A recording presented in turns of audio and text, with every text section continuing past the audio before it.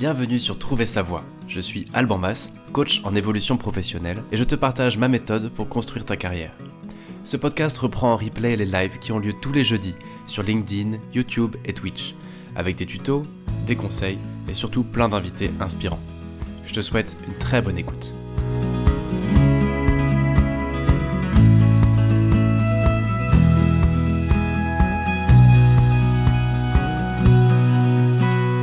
On démarre le direct, nous sommes le 22 juin 2023. Ma connexion est instable, mon matériel ne fonctionne pas bien. J'espère que ça va aller quand même. Pas évident aujourd'hui. On va essayer quand même. Je croise les doigts pour que la connexion soit suffisamment bonne et que l'audio tienne la route, de pas avoir à tout retoucher à la fin. Pas évident du tout. Et c'est dommage parce qu'on a un sujet super intéressant qui est de comment gérer la peur de se lancer. Voilà, c'est un sujet important, je crois, quand on réfléchit à sa carrière, à sa voie professionnelle ou aux différents projets qu'on pourrait avoir envie de mener. Donc ce sujet-là, c'est un sujet important. C'est un sujet important pour moi. Mais avant ça, je voulais faire une petite intro comme d'habitude. Donc encore une fois, bienvenue à toutes, bienvenue à tous.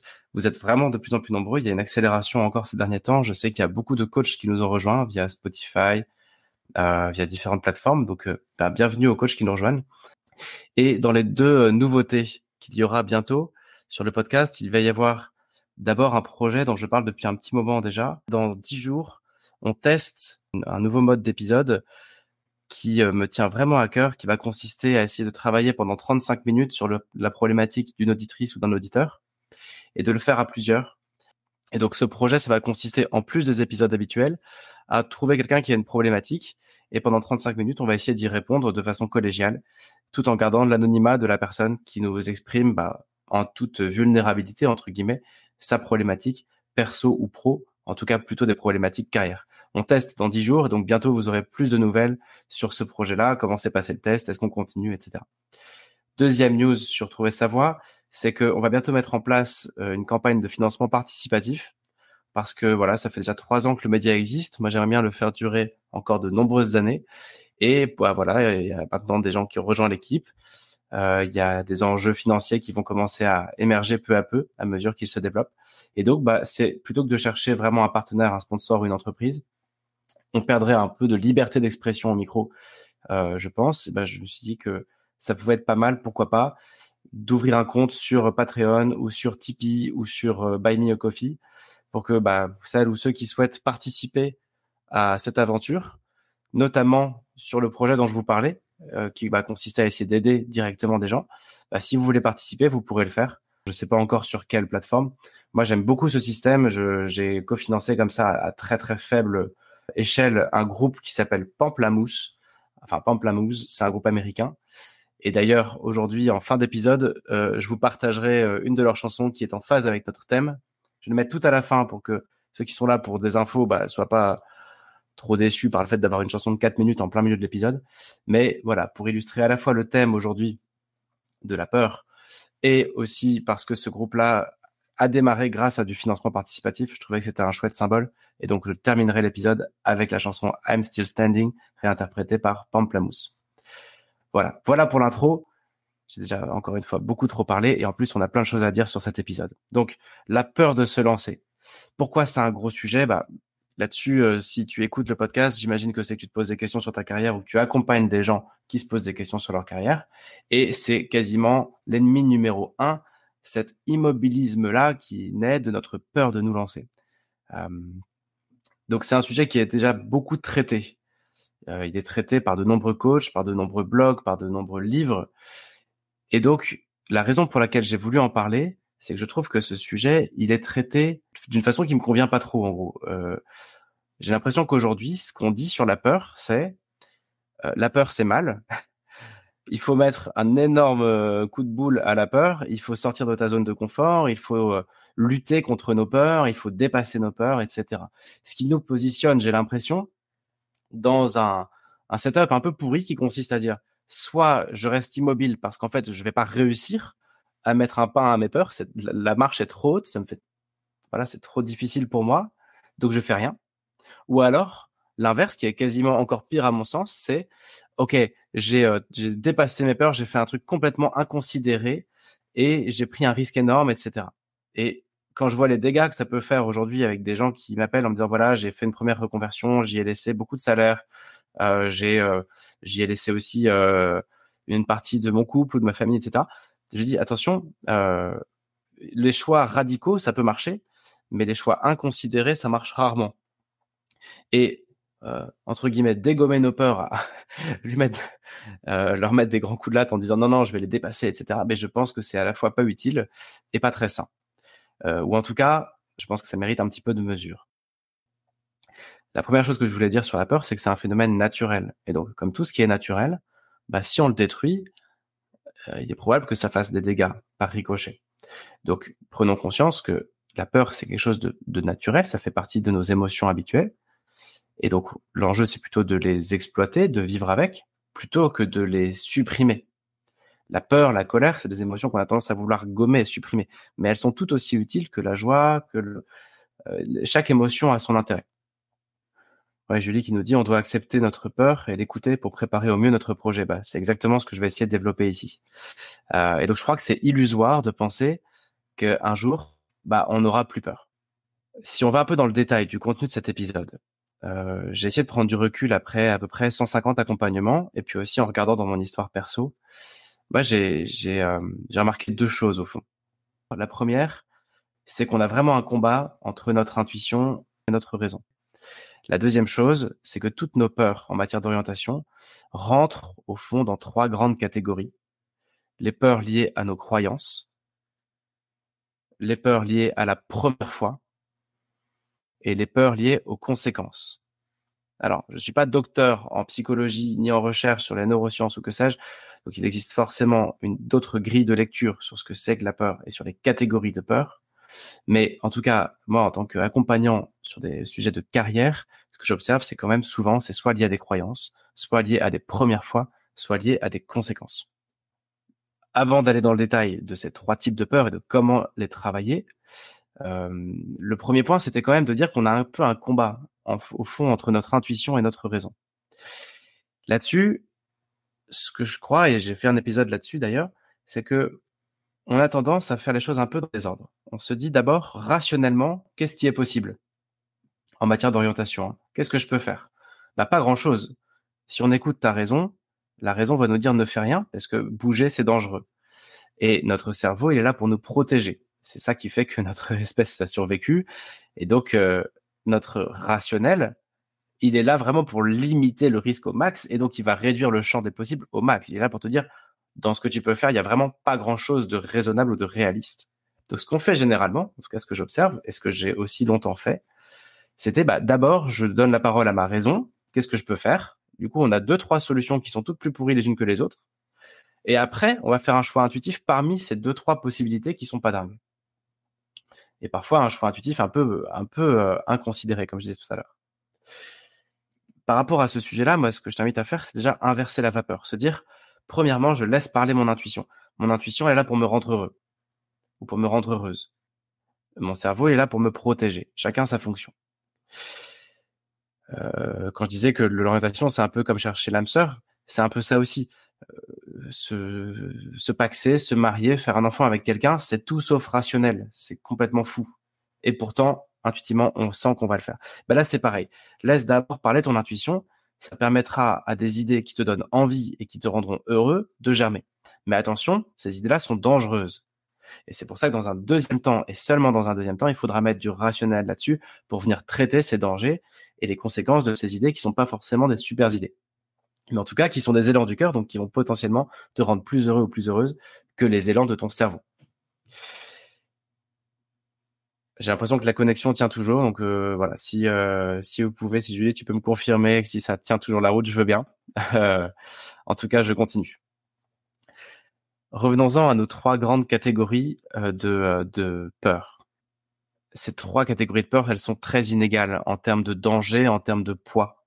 Le problème, c'est que nos peurs liées à nos croyances, on va le voir bientôt, c'est un peu des peurs bullshit. Les peurs liées aux premières fois, c'est pas des peurs bullshit, mais ce sont des peurs qu'on peut assez facilement traiter. Et les peurs liées aux conséquences sont des vraies peurs importantes et essentielles. Et celles-là, il va falloir les traiter. Mais l'ennui, c'est qu'on a tendance à faire un goulot d'étranglement avec tout ça à tout mélanger et donc à vraiment tomber dans une forme soit, encore une fois, d'immobilisme, soit de choix inconsidérés. Et c'est pour ça que je pense que c'est utile de séparer ces peurs. Commençons par les peurs liées à nos croyances. À quoi on les reconnaît? À mon sens, tout ça c'est pas très scientifique, je partage juste mon ressenti. Les peurs liées à nos croyances, on les reconnaît parce qu'elles sont sans conséquence. On va être par exemple sur le syndrome d'imposteur. J'ai peur de ne pas être légitime. Ok, il n'y a aucune conséquence au fait de te sentir légitime ou pas. Je veux dire, ça va rien changer à ta vie, à part l'action ou l'inaction évidemment. Peur du regard des autres, la peur de déranger, la peur d'être trop jeune, trop vieux, la peur d'être une femme, un homme et que tu ne sois pas adapté à telle ou telle carrière ou tel milieu, la peur du succès, la peur de l'échec. Toutes ces peurs-là n'ont pas de conséquences sur ta vie, au final. À part celle de pouvoir te bloquer l'action. Mais ce sont des peurs sur ton identité, sur ce que tu mérites de faire ou ce que tu mérites pas de faire, sur ton potentiel, sur ce que tu vaux. Mais au fond, elles ne regardent que toi et elles ne gênent toi. Et elles n'embarquent que toi. Elles n'ont des conséquences pour personne d'autre. Je pense qu'on peut reconnaître donc nos peurs liées à nos croyances, qui sont, je pense, des mauvaises peurs. Et ces peurs-là, on les reconnaît encore une fois au fait qu'elles n'ont pas de conséquences et aussi, pourquoi pas, au fait qu'elles ne gênent que toi. S'il y a un truc qui te bloque et tu te rends compte qu'en fait, c'est toi avec toi-même, bon, c'est probablement une peur de croyance. Je pense vraiment que celle-là, c'est des peurs à la con, parce qu'elles te bloquent pour des mauvaises raisons. Elles limitent un vrai potentiel que tu vas avoir. Et ça, c'est bien dommage. Comment on peut faire si ce sont ces peurs-là qui te bloquent? Bien, moi, ce que je te propose déjà, c'est de t'entraîner. Et là, pour le coup, c'est le jeu de nombreux coachs, consultants, formations, etc., qui sont tous sur le thème de dépasser ses peurs, sortir du syndrome d'imposture, de oser, de tenter des choses. Voilà, il y a tellement de livres qui parlent de ça. Il y a tellement de services proposés, gratuits ou payants, qui traitent de ce sujet-là, que je vais pas trop m'appesantir dessus. En plus, on a déjà fait quelques épisodes là-dessus. Donc ces peurs-là, qui sont un peu des peurs à la con, pardon du terme, mais pour moi, la première étape, c'est de s'entraîner. J'ose pas prendre la parole en public. Ok, plus tu l'auras fait, moins tu auras peur. J'ai un problème sur mon identité. Bon, écoute, travaille peut-être ça en thérapie, ou en tout cas, si tu as un problème j'allais dire non pas de confiance en toi, mais d'estime de toi, il y a peut-être un travail un peu de fond à faire sur qui tu es et sur des souffrances ou sur ton histoire familiale ou autre. Voilà. En tout cas, premier point, c'est de s'entraîner. Deuxième point, c'est de s'entourer de gens qui n'ont pas les mêmes croyances que toi. Si tu veux créer ta boîte, que tu as peur de l'échec et que tu vas en parler avec quelqu'un qui a échoué ou qui a encore plus peur de l'échec que toi, il ou elle va te renvoyer la seule chose qui peut te renvoyer, c'est-à-dire de la peur. Donc, il y a un moment, quand on cherche un peu comme ça à s'orienter, il peut être utile de changer un petit peu d'écosystème. Si on est entouré de personnes qui ont des croyances qui nous enfoncent encore plus dans nos propres croyances, c'est un peu chaud. Et donc, c'est pas inutile pendant quelques semaines ou quelques mois de faire un pas de côté et de commencer à fréquenter plus de personnes qui prouvent par leur vie que tes croyances sont fausses. Et de s'éloigner quelque temps des personnes qui, dans leur tête, pensent encore plus fort que toi que tes croyances sont vraies. Je sais pas si je suis très très clair là, mais en tout cas de changer un peu d'amis ou de fréquentation, enfin pas de changer d'amis, mais de changer de voilà. Enfin, on dit qu'on est la moyenne des 5 personnes avec qui on passe le plus de temps. Bon change dans ce cas-là les 5 personnes avec qui tu passes le plus de temps, quoi, parce qu'ils vont te renvoyer la seule chose qu'ils peuvent te renvoyer. Autre façon possible d'avancer, si ce sont des peurs croyances, des peurs de croyances, mais c'est de laisser les autres juger. C'est très vrai, je trouve, quand on n'ose pas prendre un poste de management ou que on n'ose pas faire une évolution. C'est surtout vrai pour les femmes. Alors, en disant non, j'ai pas vraiment tous les skills, j'ai pas fait 3 ans dans ce poste, etc. Et donc je suis pas légitime, etc. Mais laisse ta manager ou ton manager décider de si t'es légitime. Laisse les autres te dire s'ils pensent que tu peux être une bonne manager ou un bon manager. Toi, il est probable que jamais tu te sentiras légitime pour manager ou pour évoluer ou pour avoir des grosses responsabilités. Donc, à un moment, c'est pas mal de laisser les autres te donner ta valeur. Parce qu'au fond, on est souvent beaucoup plus sévère envers nous-mêmes qu'envers les autres. Et donc, les autres vont voir en toi un potentiel que toi, tu t'interdis peut-être de voir. Donc là, je suis vraiment sur les peurs de croyance. Et puis, peut-être une dernière petite technique. En tout cas, moi, c'est ce que je fais tout le temps à chaque fois que je suis confronté à un blocage à cause d'une de mes croyances. Je peux pas faire ça parce que je suis trop nul, je le mérite pas, ou voilà, je vais quand même pas coacher tel type de personne parce que je suis pas légitime, je comprends rien à ce qu'ils font ou autre. Eh bien en fait, ou par exemple en ce moment, je vais pas me lancer dans l'autre placement parce qu'en fait, j'ai pas encore vraiment de légitimité là-dedans ou autre. Eh bien, une question qu'on peut se poser, c'est si je le fais pas, qui est-ce que je prive? Ma peur ou mon inaction ou mon syndrome d'imposture, si je l'écoute, qui je prive? Juste, si tu refuses ce truc, si tu refuses par exemple de prendre la responsabilité qu'on te propose parce que tu te sens trop nul, mais qui d'autre va le prendre? Et cette personne-là, peut-être qu'elle vaut rien du tout, quoi. Il y a un moment où si toi, tu écoutes ta peur, tu prives qui?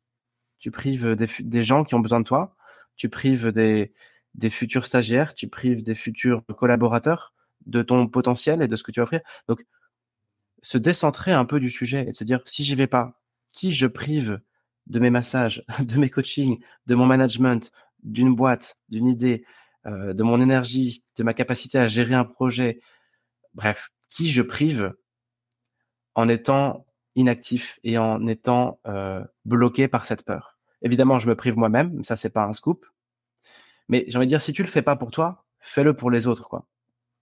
Et, et donc voilà, se poser la question, qui va être privé du bénéfice de mon action parce que j'écoute mes croyances? Je ferme ce premier chapitre parce que je crois que nos épisodes sont toujours un peu trop longs et j'essaie de raccourcir un peu, même si c'est difficile de pas s'écouter parler. Mais voilà. Deuxième type de peur, j'appellerais ça volontiers les peurs de la première fois.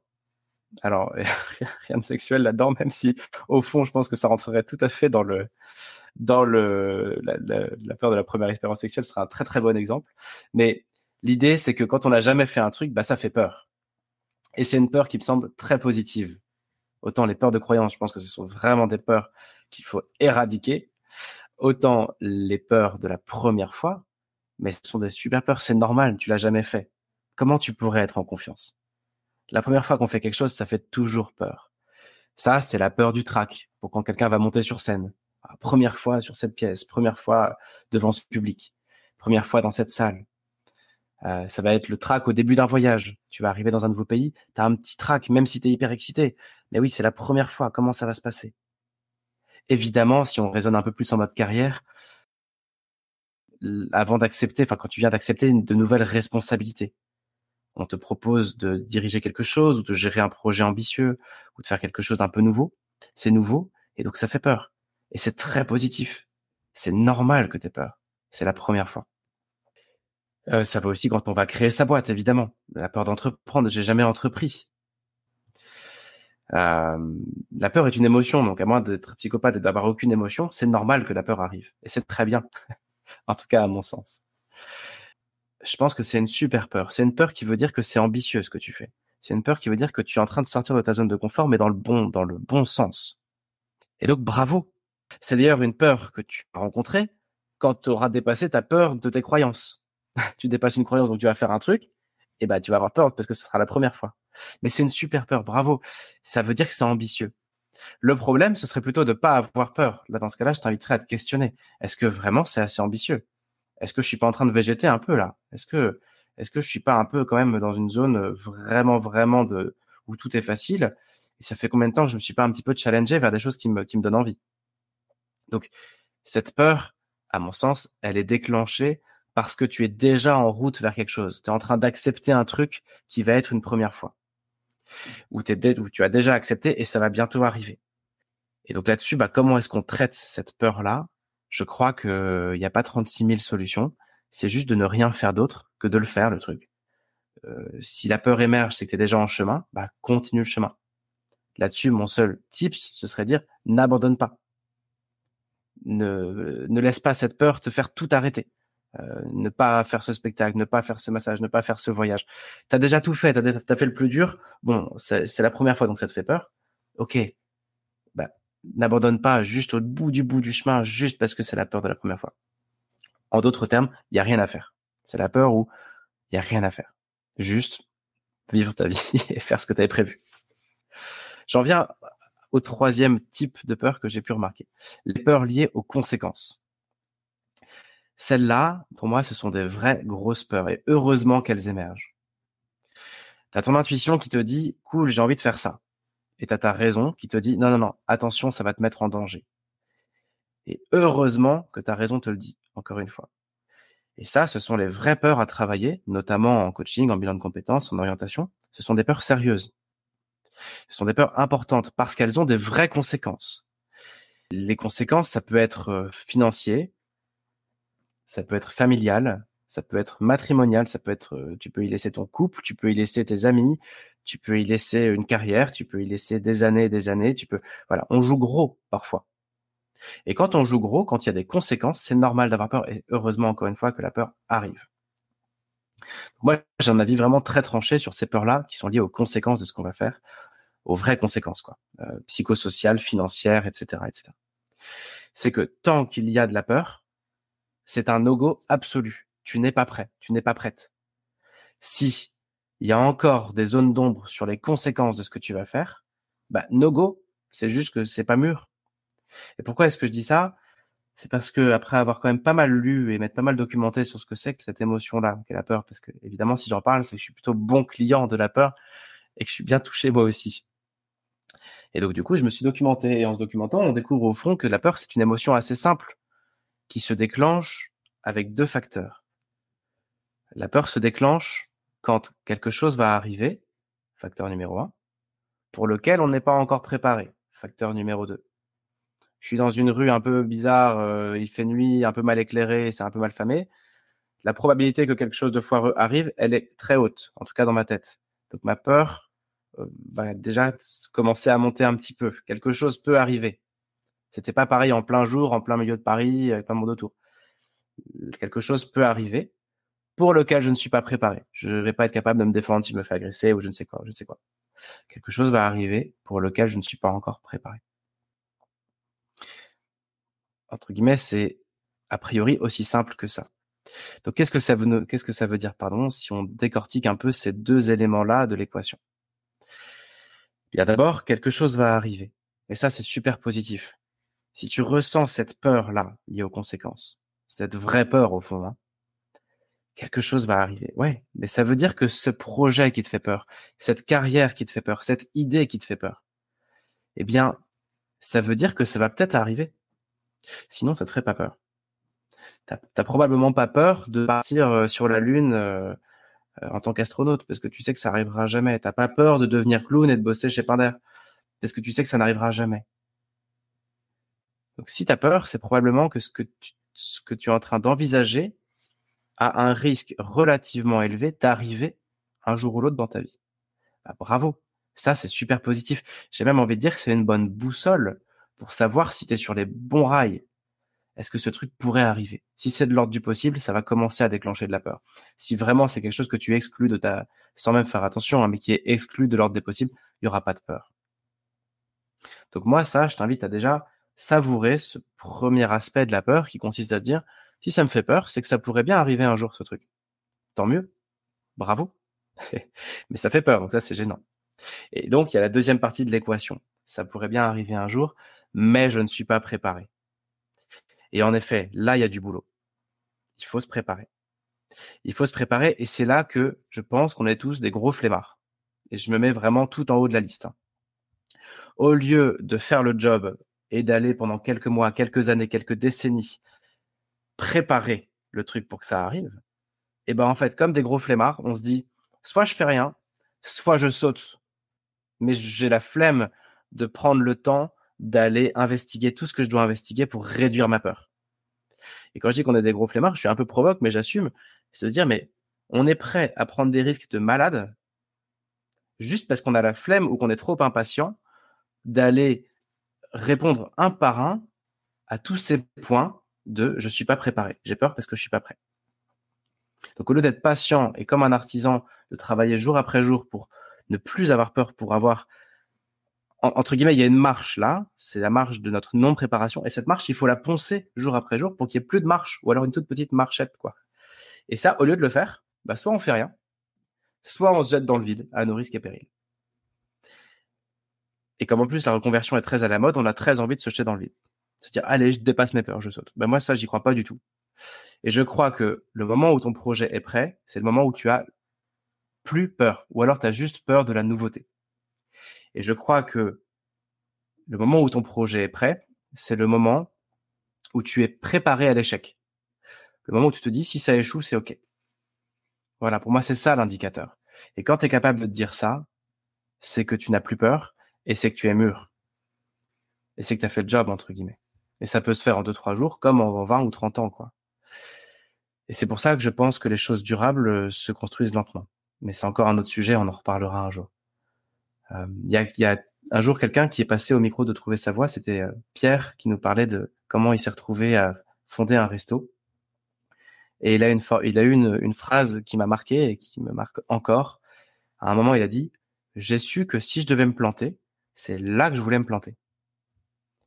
Et ben ça, je trouve que c'est la clé pour dire c'est bon, go, tu es mûr. C'est exactement ce que je me suis dit avec le coaching un jour d'ailleurs. On n'est pas là pour que je raconte ma vie, mais quand même. À un moment, je me suis dit, bah, tiens, si je dois rater quelque chose, c'est ça que j'ai envie de rater.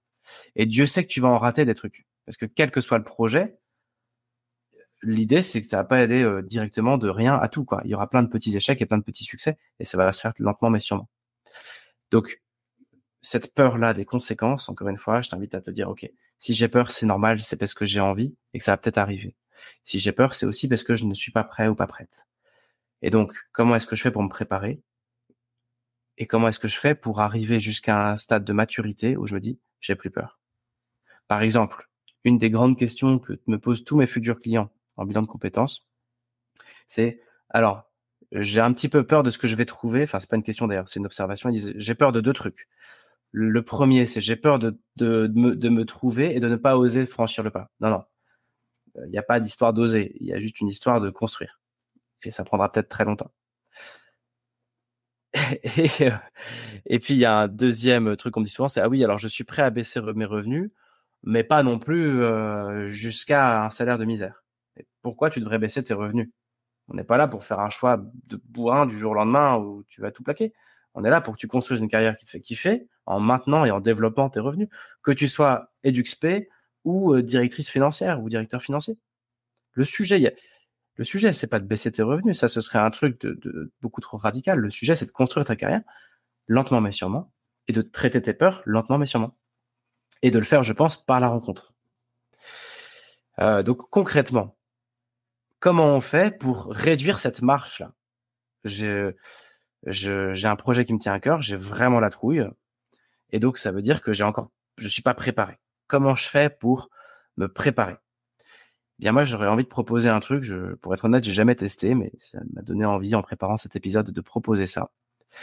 Ce serait premièrement de lister tes 3 plus grandes peurs. Voilà, j'ai envie de faire ça. Je prends le temps de poser peur numéro 1, j'ai peur de manquer d'argent. Peur numéro 2, j'ai peur de pas avoir les bonnes études. Peur numéro 3, je sais pas moi. Bon, on n'a qu'à en prendre que 2 d'ailleurs. Et ensuite, je t'invite à lister les 3 grandes questions qui vont avec chacune de ces peurs. Par exemple, j'ai peur de manquer d'argent. Ok, question numéro 1, bah, j'ai besoin de combien pour vivre? Quel est mon seuil? Est-ce que j'ai besoin de 6 000 euros, de 4 000 euros ou de 2 000 euros? Enfin voilà, de venir lister dans un deuxième temps toutes les questions auxquelles il faut que tu répondes pour que cette peur ait disparu. Donc, premièrement, je liste mes peurs. Deuxièmement, je liste les questions auxquelles je dois répondre pour répondre à ces peurs. Et puis, naturellement, en faisant ça, je crois, puis j'observe aussi un peu d'ailleurs, que il y a toutes les mauvaises peurs qui vont disparaître. Le fait de poser les choses pour de vrai, de façon sérieuse, tes peurs liées à tes croyances, elles vont assez rapidement disparaître parce que c'est des peurs bullshit. Donc, le fait de les confronter à de la réalité et le fait de se dire, bah, j'ai vraiment des questions auxquelles répondre, tu te rends compte qu'elles sont un peu absurdes du style, je suis une femme, est-ce que je peux bosser dans la finance? Tu vois, bah, tu vas jamais oser poser cette question à quelqu'un dans la finance tellement tu sais que cette question, elle est absurde en fait.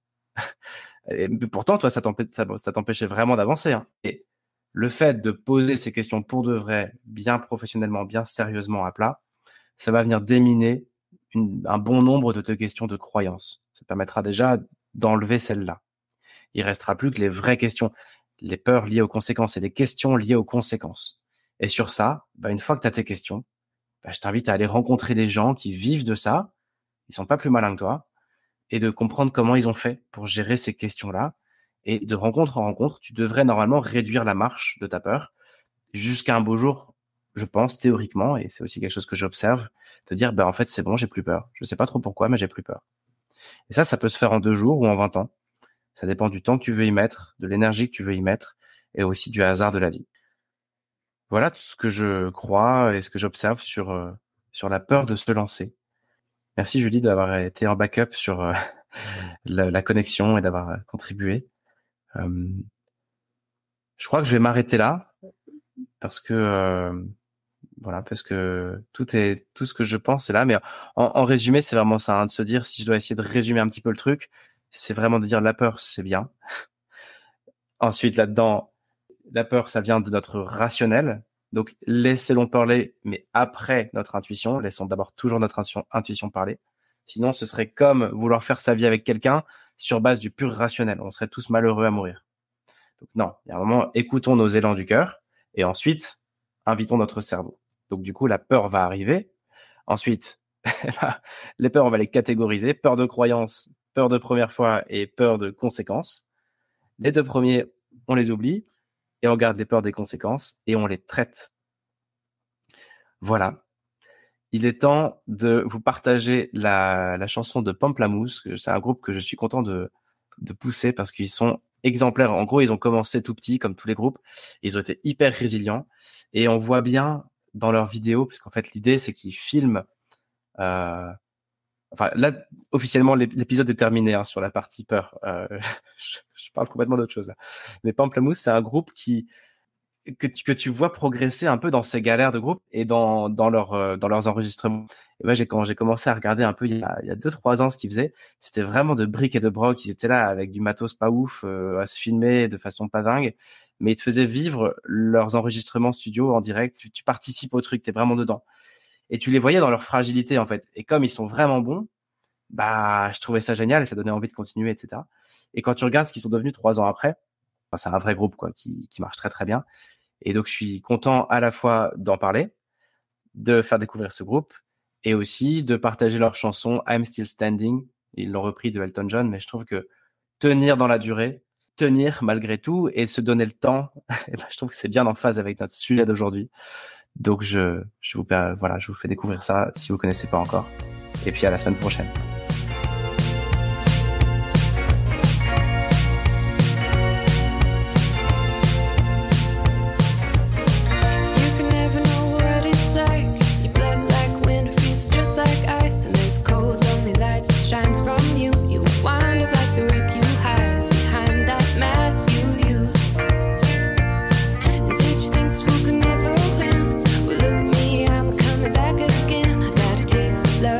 Simple way.